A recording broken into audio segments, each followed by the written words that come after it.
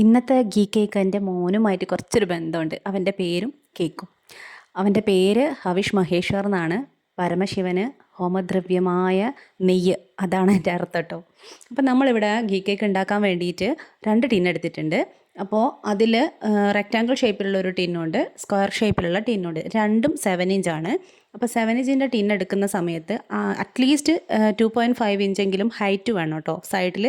അതല്ലാന്നുണ്ടെങ്കിൽ നിങ്ങൾക്ക് 8 ഇഞ്ചിൻ്റെ ടിൻ എടുക്കാം. റൗണ്ട് ആണെങ്കിലും സ്ക്വയർ ആണെങ്കിലും ഒക്കെ 9 ഇഞ്ചിൻ്റെ ടിന്നും എടുക്കാം. ഞാനിപ്പോൾ ഇവിടെ എടുത്തിരിക്കുന്നത് 7 ഇഞ്ചിൽ 2.5 ഹൈറ്റ് വരുന്നൊരു റെക്റ്റാങ്കിൾ ഷേപ്പിലുള്ള ടിന്നാണ്. അതിൽ സംഭവം കൊള്ളൂലെന്ന് എനിക്കറിയാം. പക്ഷേ അത് പുതിയൊരു ടിന്ന് ഞാൻ വാങ്ങിച്ചപ്പോൾ എനിക്ക് എന്തെങ്കിലും പുതിയത് കിട്ടിക്കഴിഞ്ഞാൽ പെട്ടെന്ന് തന്നെ അതിനെ ഉദ്ഘാടനം നടത്തണം. അതിൻ്റെ ഒരു ആക്രാന്തം കൊണ്ടാണ് കേട്ടോ.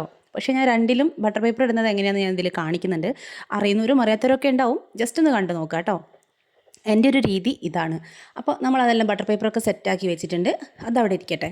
ഇനിയിപ്പോൾ നമുക്ക് വേണ്ടത് മൈദയാണ്. മൈദ നമുക്ക് 1.5 കപ്പ് മൈദ മതി. പക്ഷേ അത് 180 ഗ്രാമാണ് കേട്ടോ. ചിലർ ഗ്രാം അളവിൽ ചെയ്യുന്നവരുണ്ടാവും, അതിന് വേണ്ടിയിട്ട് പറഞ്ഞതാണ്. അപ്പോൾ 180 ഗ്രാം, 1.5 കപ്പ് മൈദയാണ് നമ്മൾ അരിച്ചിട്ട് കൊടുക്കുന്നത്. അതിലോട്ട് നമുക്കിനി ആവശ്യമുള്ളത് 1.5 ടീസ്പൂൺ ബേക്കിംഗ് പൗഡറും ഒരു നുള്ള് ഉപ്പ് മാത്രം. ഇത്രയാണ് ഡ്രൈ ഇൻഗ്രീഡിയൻസ് വരുന്നത്. അപ്പോൾ അത് നമ്മൾ അരിച്ച് മാറ്റി 3 തവണ അരിച്ച് മാറ്റി വെക്കുന്നുണ്ട്. അത് കഴിഞ്ഞാൽ പിന്നെ നമുക്ക് ആവശ്യമുള്ളത് പഞ്ചസാരയാണ്. അത് ചെറിയ തരികളാണെങ്കിൽ നിങ്ങൾ പൊടിക്കാതെ തന്നെ എടുത്തോ. പക്ഷേ എനിക്കിവിടെ നല്ല അത്യാവശ്യം വലിയ തരികളായതുകൊണ്ട് ഞാൻ പൊടിച്ചിട്ടാണ് എടുക്കുന്നത്. അത് 1 കപ്പ് പഞ്ചസാര, നല്ല മധുരപ്രിയരാണെങ്കിൽ മതി കേട്ടോ. 200 ഗ്രാം പഞ്ചസാര, അല്ലെങ്കിൽ 180 ഗ്രാം മുതൽ 200 ഗ്രാമിനിടയ്ക്ക് 200 ഗ്രാം മുതൽ 240 ഗ്രാം വരെയുള്ള അളവിൽ നിങ്ങൾക്ക് പഞ്ചസാരേൻ്റെ ലെവൽ സെറ്റ് ചെയ്യാം. അപ്പോൾ ഞാനിവിടെ എടുത്തിരിക്കുന്നത് 200 ഗ്രാമും കുറച്ച് മേലെയുണ്ട് കേട്ടോ. അപ്പോൾ അതായത് 1 കപ്പ്, 3/4 കപ്പ് ഇട്ടാലാണ് ഒരു എന്താ പറയുക, മോഡറേറ്റ് ആയിട്ട് നിൽക്കൂലേ, അങ്ങനെ. അപ്പോൾ ആ പൊടിച്ച പഞ്ചസാര ഞാൻ ഒരു ബൗളിലേക്ക് എടുത്ത് വെച്ചിട്ടുണ്ട്. ബൗളിൽ നനവൊന്നുമില്ല കേട്ടോ, നല്ല ഉണങ്ങിയ ബൗള്. ഈ ഒരു ടേബിൾ സ്പൂണിൽ നമുക്ക് 12 ടേബിൾ സ്പൂണാണ് നെയ്യ് വേണ്ടത്. അപ്പോൾ നമ്മൾ മെഷറിങ് കപ്പോ ഒന്നുമില്ലാതെ, സ്പൂണോ ഒന്നുമില്ലാതെ ചെയ്ത ഗീ കേക്കിൻ്റെ വീഡിയോ ഇന്നലെ അപ്ലോഡ് ചെയ്തിട്ടുണ്ട്. അത് ആവശ്യമുള്ളവരൊന്ന് കണ്ടു നോക്കാം. അത് നമ്മൾ മിക്സിയിലാണ് കേട്ടോ ചെയ്തത്. ഇപ്പോൾ ഈ കാണിക്കുന്ന അളവും നിങ്ങൾക്ക് മിക്സിയിലൊക്കെ ചെയ്യാം കേട്ടോ. അതാണ് ഏറ്റവും നല്ലോണം കിട്ടുക.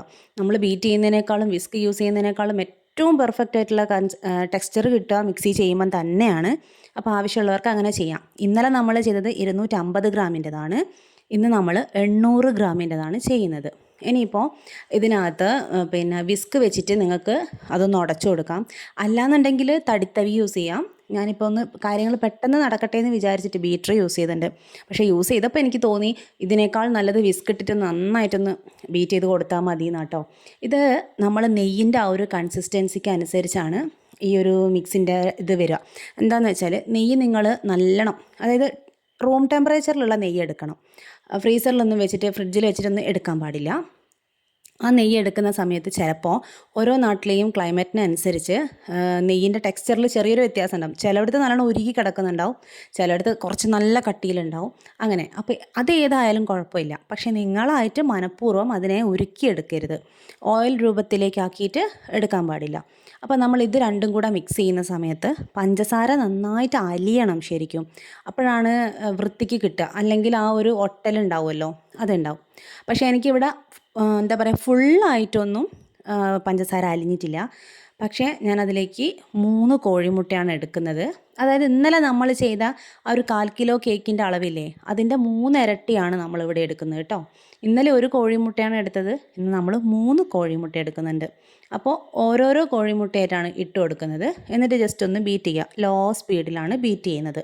അതിനകത്തോട്ട് നമുക്ക് 1.5 ടീസ്പൂൺ വനില എസൻസും കൂടെ ചേർക്കുന്നുണ്ട്. പിന്നെ അടുത്ത കോഴിമുട്ട പൊട്ടിച്ചൊഴിച്ചിട്ടുണ്ട്. ഇനി നമുക്ക് ഇതും ഒന്ന് അത്യാവശ്യം ഒന്ന് നല്ല രീതിയിൽ ബീറ്റ് ചെയ്തെടുക്കാം. അപ്പോൾ ഇതൊക്കെ ഒരു നനവുള്ള ഇതല്ലേ, അപ്പോൾ പഞ്ചസാര കുറച്ചും കൂടെ ഒന്ന് മെൽറ്റായിട്ട് വരും കേട്ടോ. പക്ഷേ വലിയ തോതിലൊന്നും മെൽറ്റ് ആവില്ല. അപ്പോൾ അത് കഴിഞ്ഞിട്ട് നമ്മൾ ലാസ്റ്റ് ഉള്ള കോഴിമുട്ടയും കൂടെ പൊട്ടിച്ചൊഴിക്കുന്നുണ്ട്. ഇന്ന് നമ്മൾ ശരിക്കും ബേക്കറായിട്ടുള്ള ആൾക്കാർക്ക് ചെയ്യാൻ പറ്റുന്ന രീതിയിലാണ് പറയുന്നത്. പക്ഷേ ഈ കാണിക്കുന്നത് മുഴുവനും നിങ്ങൾക്ക് മിക്സിയിൽ ചെയ്യാം കേട്ടോ. ഒരു കുഴപ്പമില്ല, നല്ല അടിപൊളിയായിട്ട് കിട്ടും. ബീറ്ററും വേണ്ട, ഒരു സംഭവവും വേണ്ട. ഈ കാണിക്കുന്നതൊക്കെയും നിങ്ങൾക്ക് മിക്സിയിലിട്ടിട്ടൊന്ന് പൾസ് ചെയ്തെടുത്താൽ മാത്രം മതി. അത് മിക്സിയിൽ ചെയ്യുന്നത് എങ്ങനെയാണെന്നുള്ളത് 1/4 കിലോ കേക്കിൻ്റെ വീഡിയോ നമ്മൾ ഇന്നലെ ഇട്ടിട്ടുണ്ടല്ലോ, അത് ജസ്റ്റ് ഒന്ന് പോയി കണ്ടു നോക്കിയാൽ മതി. ട്രൈ ചെയ്ത് നോക്കാനൊക്കെ താല്പര്യമുള്ളവർക്ക് ചെറിയ അളവ് ചെയ്യാം. ഇനി നമ്മൾ ആ മിക്സിങ് കഴിഞ്ഞപ്പോൾ ഓവൻ ഒന്ന് സെറ്റ് ചെയ്ത് വെക്കുന്നുണ്ട്. ഇന്നലെ നമ്മൾ ചെയ്ത ചെറിയ കേക്ക് അടുപ്പത്താണ് കേട്ടോ ചെയ്തത്. ഈ കഥയിലും ഒരു ട്വിസ്റ്റ് ഉണ്ട് മക്കളെ. നല്ല കോമഡിയാണ്, പറഞ്ഞുതരാം. അപ്പോൾ 200 ഡിഗ്രിയിൽ ടെമ്പറേച്ചർ സെറ്റ് ചെയ്തിട്ടുണ്ട്. താഴത്തെ കോയിൽ മാത്രമേ ഓണാക്കിയിട്ടുള്ളൂ. പിന്നെ പ്രീഹീറ്റിൻ്റെ ടൈം അങ്ങനെയൊന്നുമില്ല. ഞാനിപ്പോൾ ഈ ഒരു പൊടിയൊക്കെ മിക്സ് ചെയ്യുന്ന ആ ഒരു സമയം വരെ. അപ്പോൾ നമ്മൾ വിസ്ക് വെച്ചിട്ട് ഒന്നും കൂടെ ഒന്ന് അത് നന്നായിട്ട് മിക്സ് ചെയ്ത് കൊടുക്കുന്നുണ്ട്. കാരണം എനിക്ക് പഞ്ചസാരേൻ്റെ തരികൾ ഇങ്ങനെ കാണുന്നുണ്ടായിരുന്നേ. അപ്പോൾ അതെല്ലാം കഴിഞ്ഞതിന് ശേഷമാണ് ഡ്രൈ ഇൻഗ്രീഡിയൻസ് 3 തവണയായിട്ട് എടുത്തു കൊടുക്കുന്നത്. നമ്മൾ അരിപ്പയിലൂടെ തന്നെയാണ് ഇതിലേക്ക് ഇട്ട് കൊടുക്കുന്നത്. അതിൻ്റെയൊക്കെ റീസൺ നമ്മൾ മുമ്പത്തെ വീഡിയോസിലൊക്കെ പറഞ്ഞിട്ടുണ്ട്, ഇനിയും പറഞ്ഞ് ബോറടിപ്പിക്കുന്നില്ല. ഈ പൗഡറൊന്ന് പൊടി ഇട്ടതിന് ശേഷം ഉണ്ടല്ലോ, നമ്മൾ ഈ സെൻറ്ററിൽ മാത്രം അങ്ങനെ ഇളക്കിയാൽ തന്നെ പെട്ടെന്ന് തന്നെ ഇങ്ങനെ എല്ലാം കൂടെ വാരി പൊത്തി അങ്ങോട്ട് ഇളക്കണ്ട. സെൻറ്ററിൽ മാത്രം അങ്ങനെ കുറച്ച് നേരം ഒന്ന് ഒരേ രീതിയിൽ ഇങ്ങനെ മിക്സ് ചെയ്യുന്ന സമയത്ത് ചുറ്റിലുള്ള ആൾക്കാർ മെല്ലെ മെല്ലെ മെല്ലെ മെല്ലെ വന്നിട്ട് ഇതിനോട് ചേർന്നോളൂ കേട്ടോ. അതിനിടയ്ക്ക് നമ്മൾ ചേർക്കുന്നത് 6 ടേബിൾ സ്പൂൺ പാലാണ്. 6 ടേബിൾ സ്പൂൺ പാലെന്ന് പറയുമ്പോൾ അത് കാച്ചിയ പാലാണ് ഞാനിപ്പോൾ ചേർത്തിരിക്കുന്നത്. കാച്ചാത്ത പാൽ നിങ്ങൾക്ക് ചേർക്കാം, പക്ഷേ എല്ലാം റൂം ടെമ്പറേച്ചറിൽ ആയിരിക്കണം. അപ്പോൾ ആ ഒരു 6 ടേബിൾ സ്പൂൺ പാൽ നിങ്ങൾക്ക് ഈ ഒരു മിക്സിങ്ങിൽ എപ്പോൾ വേണമെങ്കിലും ചേർക്കാം കേട്ടോ. ഡ്രൈ ഇൻഗ്രീഡിയൻസ് ചേർക്കുന്നതിന് മുമ്പ് ചേർക്കാം, അല്ലെങ്കിൽ കഴിഞ്ഞിട്ട് ചേർക്കാം, അതിനിടയ്ക്കിടയ്ക്ക് ചേർക്കാം. അത് നിങ്ങളെ ഒരു സൗകര്യം അനുസരിച്ച് ചേർത്താൽ മതി. ഇത് ജസ്റ്റ് മിക്സിംഗ് ആണ്. മറ്റേ കേക്കൊക്കെ ചെയ്യും പോലെ വലിയ സംഭവമാക്കി ബീറ്റ് ചെയ്ത് ഫ്ലഫിയാക്കി അങ്ങനത്തതൊന്നുമില്ല. പിന്നെ നിങ്ങളിത് മിക്സ് ചെയ്യുന്ന സമയത്ത് ചിലർക്ക് ഈ കാണുന്നതിൽ നിന്നും ടെക്സ്ചർ വ്യത്യാസം ഉണ്ടാവും. കാരണം നെയ്യിൻ്റെ ഒരു കൺസിസ്റ്റൻസി അനുസരിച്ചായിരിക്കും. അത് വിചാരിച്ചിട്ട് നിങ്ങൾ ടെൻഷൻ അടിക്കേണ്ട. നെയ്യിൻ്റെ ഇത് കട്ടി കൂടിയാലും കുറഞ്ഞാലും, അതായത് ഈ ബാറ്ററി ലൂസായാലും ചിലർക്ക് നല്ല കട്ടിയിലായിരിക്കും ഈ ബാറ്ററി ഇരിക്കുന്നുണ്ടാവുക. അപ്പോൾ ഇനിയും കൊണ്ടുപോയിട്ട് പാല് ചേർത്തേക്കരുത്. എത്ര കട്ടിയിലിരിക്കുന്നതാണെങ്കിലും ബേക്ക് ചെയ്യുന്ന സമയത്ത് നെയ്യ് ഉരുകൂലേ, അപ്പോൾ പിന്നെ പ്രശ്നമില്ല. അപ്പോൾ നിങ്ങൾ കണ്ടില്ലേ, ഈ ഒരു കേക്ക് ടിന്നിലേക്ക് ഞാനിത് ഒഴിച്ചപ്പോൾ ഉണ്ടല്ലോ, ആ കേക്ക് ടിന്നിൽ ഒരു 1/4 ഇഞ്ച് പോലും താഴത്ത് നിൽക്കുന്നില്ല ശരിക്കും പറഞ്ഞാൽ. കറക്റ്റ് ഒരു 1/4 ഇഞ്ച് മാത്രമല്ലേ, അത്രയാണ് ബാറ്റർ വന്നിരിക്കുന്നത്. ശരിക്കും നമ്മൾ 3/4 ഭാഗത്തോളല്ലേ ഒഴിക്കാൻ പാടുള്ളൂ. അപ്പം ഞാൻ എന്ത് ചെയ്തു എന്നറിയോ, ഇതുപോലെ ഇതൊക്കെ ഓരോരോ ടിപ്പ് പറഞ്ഞുതരാം കേട്ടോ. ഇത് നമ്മൾ ഒരു തുണി, പഴയൊരു തുണി എടുത്തിട്ടുണ്ട്. അത് നീളത്തിൽ ആ ഒരു 2.5 ഹൈറ്റില്ലേ, ആ ഹൈറ്റിൽ മടക്കിയെടുത്തതിന് ശേഷം ഒന്ന് നനച്ച് പിഴിഞ്ഞിട്ടുണ്ട്. ആ നനച്ച് പിഴിഞ്ഞ തുണി നമ്മൾ ഇതിനൊരു ബെൽറ്റ് പോലെ ചുറ്റിയിട്ട് പിന്ന് കുത്തി കൊടുക്കുന്നുണ്ട് കേട്ടോ. ഇല്ലെങ്കിൽ കെട്ടിയാലും മതി, ഒരു ചാക്കുനൂലിട്ടിട്ട് കെട്ടിയാലും മതി. അപ്പം നമ്മളിത് വലിച്ച് സെറ്റാക്കിയിട്ടൊന്ന് ചെയ്ത് കൊടുക്കും. അപ്പോൾ ആ ടെമ്പറേച്ചർ ഉണ്ടല്ലോ, അത് എല്ലായിടത്തും ഒരുപോലെയാണ് കിട്ടുക. സൈഡ് മാത്രം ഇങ്ങനെ നല്ല ചൂടും സെൻറ്ററിലോട്ട് തീരെ ചൂടില്ല, അങ്ങനത്തെ പ്രശ്നമൊന്നും വരില്ല. നല്ലോണം എല്ലായിടത്തും ഒരുപോലെ ചൂട് കിട്ടുന്നതുകൊണ്ട് തന്നെ കേക്ക് സമമായിട്ട് തന്നെ പാരലലായിട്ട് തന്നെയാണ് ഹൈറ്റ് വെക്കുക. അല്ലാത്ത സമയത്ത് നമ്മൾ ഇതുപോലത്തെ ടിന്നിലൊക്കെ ചെയ്യുമ്പോൾ ഒരു കുന്ന് പൊന്തി വന്നിട്ട് അവസാനം അവിടെ അഗ്നിപർവ്വതം പൊട്ടുന്ന പോലെ ഒരു വിള്ളൽ അങ്ങോട്ട് വരും. അങ്ങനത്തെ പ്രശ്നം വരാതിരിക്കാൻ വേണ്ടിയിട്ടാണ് ഞാൻ ഈ ഒരു പരിപാടി ചെയ്തത്. അത് നിങ്ങൾക്ക് എത്രത്തോളം എഫക്റ്റ് ഉണ്ട്, അത് എത്രത്തോളം ഗുണമുണ്ട് എന്നുള്ളത് ഇപ്പോൾ കാണാം കേട്ടോ. എന്നിട്ട് നമ്മൾ ടെമ്പറേച്ചർ ഒന്ന് 170 ഡിഗ്രി അതിലേക്ക് സെറ്റ് ചെയ്തിട്ടുണ്ട്. 50 മിനിറ്റ് ഞാൻ സെറ്റ് ചെയ്ത് വെച്ച് പോയതാണ്. പക്ഷേ അധികമായി, കാരണം ഞാൻ ഇത് അറിഞ്ഞു കണ്ടോ, അങ്ങനെയൊക്കെയുള്ളത് പാവം ഞാൻ. അപ്പോൾ നമ്മൾ പ്രീഹീറ്റ് ചെയ്യാൻ വേണ്ടി വെച്ചിട്ടുണ്ടേ അടുപ്പത്ത്. അതിനകത്തോട്ട് ഇറക്കി വെക്കാം. തൊട്ടാ പൊള്ളുവോ? അയ്യോ, ചൂടൊക്കെ പോയടേ. അപ്പോൾ ഞാൻ അതിൽ ഇറക്കി വെച്ചിട്ട് കാണിച്ചു തരാം കേട്ടോ.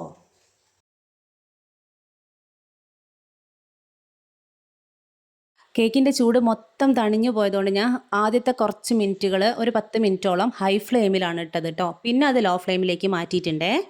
50 മിനിറ്റൊന്നും എടുത്തില്ല കേട്ടോ ശരിക്കും പറഞ്ഞാൽ. ആ 10 മിനിറ്റും കുറച്ച് കഴിഞ്ഞാൽ കറക്റ്റ് സമയം എനിക്ക് സത്യം പറഞ്ഞാൽ പറയാൻ പറ്റുന്നില്ല. കാരണം എത്ര സമയം മുന്നേ കറണ്ട് പോയെന്ന് ഞാൻ കണ്ടില്ല.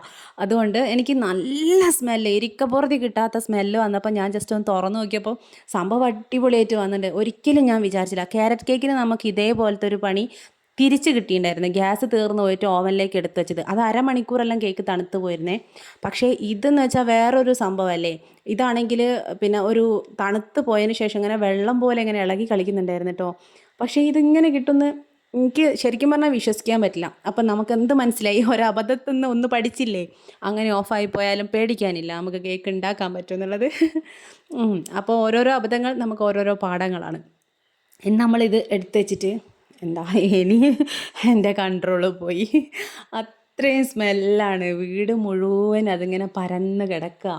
നല്ല ടെക്സ്ചറാണ് കിട്ടിയത് കേട്ടോ. ശരിക്കും ഫേമസ് ബേക്കറിയിൽ നിന്നൊക്കെ ഞാനിത് വാങ്ങി കഴിച്ചിട്ടുണ്ട്. അപ്പോഴേ എനിക്കത് ഇഷ്ടമാണ്. പക്ഷേ എന്താ പറയുക, എനിക്ക് അധികം കഴിക്കാൻ പറ്റില്ല. ഞാനൊരു മധുരപ്രിയ അല്ല. പക്ഷേ അവിടെ നിന്ന് കഴിച്ചപ്പോൾ ഞാൻ ഉണ്ടാക്കിയത് കഴിച്ചപ്പോഴാണ് ശരിക്കും എനിക്ക് മനസ്സിലായത്, അവിടുന്ന് കഴിച്ചതിൽ അവർ നെയ്യിൻ്റെ എസൻസ് ചേർത്തിട്ടുള്ള കാര്യം അവർ കേൾക്കുന്നുണ്ടെങ്കിൽ ഓക്കെ, എനിക്ക് തോന്നിയ കാര്യമാണ് ഞാൻ പറയുന്നത്. എനിക്ക് അത്രയും തോന്നുന്നുണ്ട്. കാരണം ടേസ്റ്റിൽ നല്ല ഡിഫറൻസ് ഉണ്ട് കേട്ടോ. എനിക്കിഷ്ടപ്പെട്ടത് അതിനേക്കാളും ഇത് തന്നെയാണ്.